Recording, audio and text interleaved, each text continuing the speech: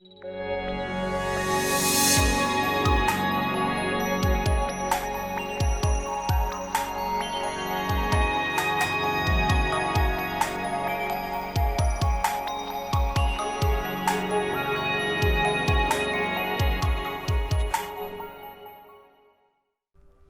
Cafe 7 में आज हम लेकर आए हैं शरद चंद्र की कहानी मृत्यु के पश्चात। एक रोज शाम की बात है। बालीगंज वाले मकान में शरद चंद्र, अमूल चरण, विद्याभूषण और नरेंद्रनाथ बसु बैठे थे। प्रेत आत्माओं के बारे में चर्चा हो रही थी। बातचीत के सिलसिले में शरद चंद्र ने कहा, सुना है आदमी मर जाने के बाद दिखाई देता है।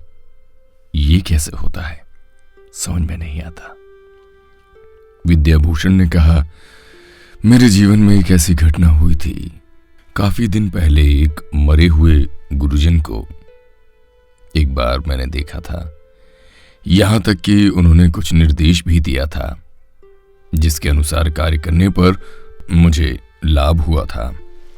शरद चंद्र जी ने कहा, मेरे निजी जीवन में ऐसी कोई घटना नहीं हुई।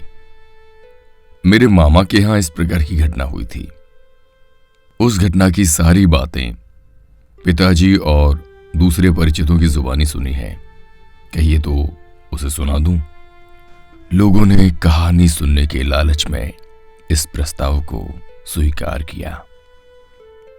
भागलपुर में मेरे मामा का 2 मंजिला पक्का मकान है। उसके पीछे 1 मंजिल वाला कच्चा मकान भी था। इस कच्चे मकान में नीचे वाले तल्ले में 3 कमरे थे और ऊपर सिर्फ एक बड़ा सा कमरा। लोग नीचे वाले कमरों में ही रहते थे और ऊपर वाले कमरे को गोदाम घर बना रखा था। उस कमरे में पुरवा, पत्तल, हंडिया और अल्लम गल्लम सारा सामान रखा जाता था। इस कमरे में एक कम से उम्र की लड़की गले में फंदा डालकर मर गई थी। इसलिए लोग उस कमरे को प्रयोग में नहीं लाते थे। मामा के यहां जगतदात्री पूजा काफी धूमधाम से मनाई जाती है। इस अवसर पर सभी आत्मीय स्वजन एकत्र हो जाते थे। एक बार पूजा के अवसर पर इतने लोग आ गए कि सोने की जगह कम पड़ गई। जगतदात्री पूजा अगहन के महीने में अर्थात जाड़े की शुरुआत में होती है। इसलिए बाहर आंगन या मैदान में सोते नहीं बनता। पिताजी और छोटे नाना अर्थात मेरी मां के छोटे चाचा जो हम उम्र थे, दोनों ने तय किया कि वे कच्चे मकान के ऊपर वाले कमरे में ही सोएंगे। उस कमरे का सारा सामान हटाकर सफाई कर दी गई। 2 खाट बिछाएंगी। रात को भोजन के पश्चात दोनों व्यक्ति उस कमरे में सो गए। लगभग रात 1 बजे की बात है। अचानक पिताजी चीत्कार कर उठे, अरे बाप रे, यहाँ कौन है? कौन है यहाँ? चीख सुनकर छोटे नाना की आंख खुल गई। वे घबरा कर उठ बैठे। घर के लोग दौड़ आए। उत्तर में पिताजी ने कहा, खिड़की के उस पार पता नहीं कौन खड़ा था। लंबे चौड़े देह वाला, गले में जनेऊ, रुद्राक्ष की माला पहने और सिर पर बड़ी सी चोटी रखे हुए था। उस शक्ल को देखते ही मैं डर गया। पिताजी की बातें सुनकर सभी हंस पड़े।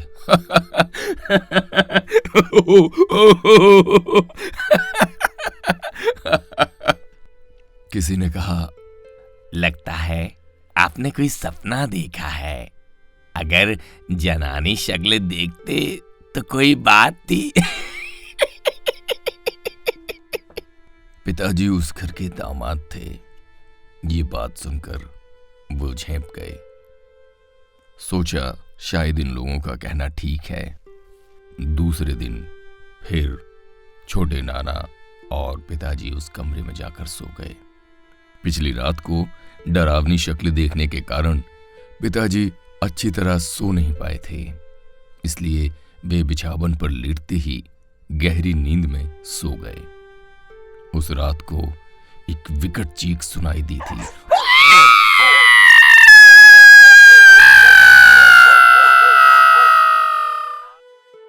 लेकिन इस बार पिताजी की नहीं, बल्कि छोटे नाना जी की थी। पिताजी की आंखें खुल गईं। घर के लोग कल की ही तरह दौड़े दौड़े आए। छोटे नाना जी पसीने से तर हो गए थे। पूछने पर उन्होंने बताया, पता नहीं कौन खिड़की के पास खड़ा होकर स्थिर दृष्टि से मेरी ओर देख रहा था। दामाद जी ने कल जिसे देखा था, ठीक उसी रंग रूप का ही वो व्यक्ति था। छोटे नाना की बात पर भी किसी ने विश्वास नहीं किया। लोगों ने कहा, कुछ नहीं था साहब, कल दामाद जी की जुबानी बातें सुनी तुम्हारे मन के भीतर बैठी हैं, उसी का सपना देखा होगा। छोटे नाना ने कहा, आप लोग जो कहें, लेकिन मैंने स्पष्ट रूप से उसे देखा है। खैर, चाहे स्पष्ट रूप से देखा हो या सपना, पर अब हम इस कमरे में नहीं सोएंगे। हमारे नाना संपन्न व्यक्ति थे। अक्सर उनके यहां अतिथि आत्मीय स्वजन आते जाते थे। पहले के लोग अतिथि सत्कार में बड़े प्रवीण होते थे। जिस घटना को मैंने सुनाया उसकी एक कहानी है। घटना के 12-14 वर्ष पूर्व की बात है। एक दिन एक ब्राह्मण महोदय हमारे नाना जी के यहां आए। इसके बाद वे कहीं नहीं गए, हमेशा के लिए वहीं रह गए। लोग उन्हें पंडित जी के नाम से बुलाया करते थे। पंडित जी बड़े निष्ठावान ब्राह्मण थे। दिन रात पूजा अर्चना में लगे रहते थे। पिताजी और छोटे नाना जी की जुबानी रात की घटना सुनकर उन्होंने कहा, आज रात को मैं उस कमरे में सोऊंगा। दिन में तुलसी और धूप दे दिया जाएगा। रात को सिंहासन समेत नारायण को ले जाकर बैठा दूंगा, फिर देखूंगा क्या होता है। पंडित जी अपनी रुचि के अनुसार शांति स्वास्थ्य वाचन करने के पश्चात उस कमरे में जाकर अकेले सो गए। लेकिन उस रात 2 बजे के करीब जो घटना हुई वो पहले से कहीं भयानक थी।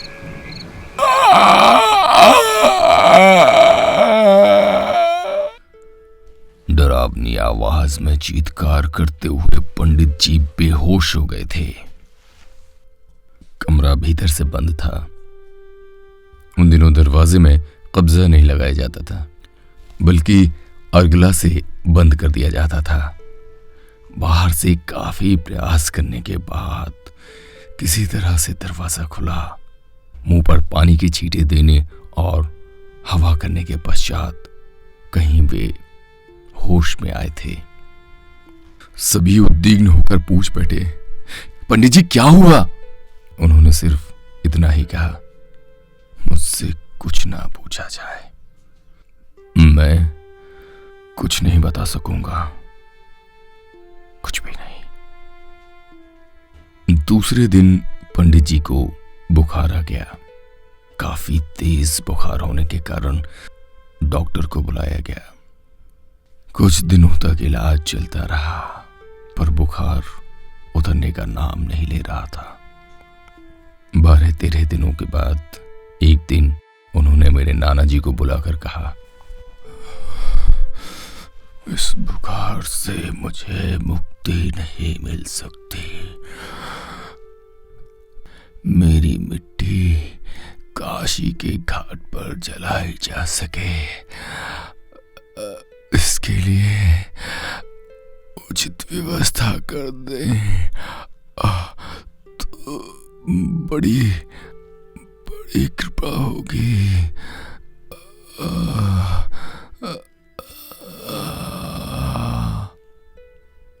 अब सवाल ये उठता है कि पंडित जी को लेकर बनारस कौन जाए। ये पहले ही बता चुका हूं कि छोटे नाना जी और पिताजी हम उम्र थे। दोनों में काफी घुटती थी। वे ही पंडित जी को बनारस ले जाने के लिए तैयार हो गए। 2-3 दिन बाद एक नौकर लेकर पंडित जी के साथ ये लोग रवाना हो गए। बनारस में पंडित जी को एक तिमंजिले मकान में रखा गया था। छोटे नाना जी और पिताजी उसी कमरे में रहते थे। इस तरह कई दिन बीत गए। पंडित जी का स्वास्थ्य दिन पर दिन खराब होता गया। 3 दिन तक उनकी सांस की गति कुछ विचित्र सी रही। फिर एक दिन आधी रात के समय छोटे नाना ने देखा खिड़की के बाहर से एक व्यक्ति भीतर की ओर झांक रहा है। छोटे नाना जाग रहे थे पर पिताजी सो गए थे। कौन है? कौन है? आवाज सुनते ही पिताजी जाग उठे। जागकर पिताजी ने भी स्पष्ट रूप से देखा कोई मूर्ति बाहर से भीतर की ओर झांक रही है। उसकी आंखें पंडित जी की ओर थीं। पिताजी झटपट बाहर आए तो देखा कोई नहीं था। वापस लौटते हुए पिताजी ने कहा, चाचा जी, ये शक्ल कुछ जानी पहचानी सी मालूम पड़ रही है। छोटे नाना ने कहा, ठीक कह रहे हो, मैं भी यही सोच रहा था। दूसरे दिन पंडित जी की मृत्यु हो गई। बनारस में कुछ ब्राह्मण हैं जिनका शवदाह करना पेशा है। उन्हें मड़ा फेला बामुन कहा जाता है। समाचार पाते ही 6-7 व्यक्ति आए। उनमें से एक ने कहा, पंडित जी आप लोगों के रिश्तेदार नहीं हैं, ये तो आपने बताया। इसीलिए मेरी राय ये है कि मुझे मुखाग्नि करने की आज्ञा दें। मैं सद्ब्राह्मण हूं, मैं ये सत्कार्य करूंगा।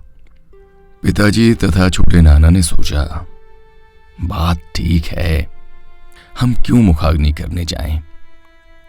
वे लोग राजी हो गए। ठीक है, आप ही मुखाग्नि दीजिए, हमें कोई आपत्ति नहीं है। उस व्यक्ति ने बड़े आग्रह के साथ मुखाग्नि संस्कार किया। सिर्फ यही नहीं, शमशान के अन्य कार्य भी त्वरित गति से करता रहा।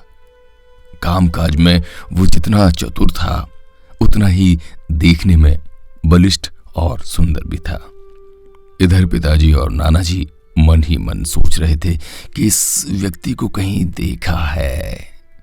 शक्ल कुछ पहचानी सी मालूम पड़ रही है, लेकिन कब, कहां देखा है स्मरण नहीं कर पा रहे थे। इसलिए दोनों चुप थे। शाम के समय लोग वापस लौटने लगे।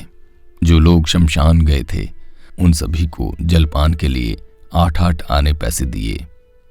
सिर्फ एक व्यक्ति जिसने मुखाग्नि दी थी वो दिखाई नहीं दे रहा था। छोटे नाना ने पूछा, आप लोगों का एक साथी कहां चला गया? वो नहीं दिख रहा। उन लोगों ने कहा, वे तो आपके आदमी थे, हमारे नहीं। इसके पहले उन्हें हम लोगों ने कभी नहीं देखा था। पिताजी तथा छोटे नाना इस उत्तर को सुनकर चुप रह गए। उन लोगों के जाने के बाद पिताजी ने नाना जी से कहा, छोटे चाचा, एक बात कहूं, हम लोगों ने गांव में जिस व्यक्ति को देखा था ये वही व्यक्ति था, क्यों? ठीक कह रहा हूं ना?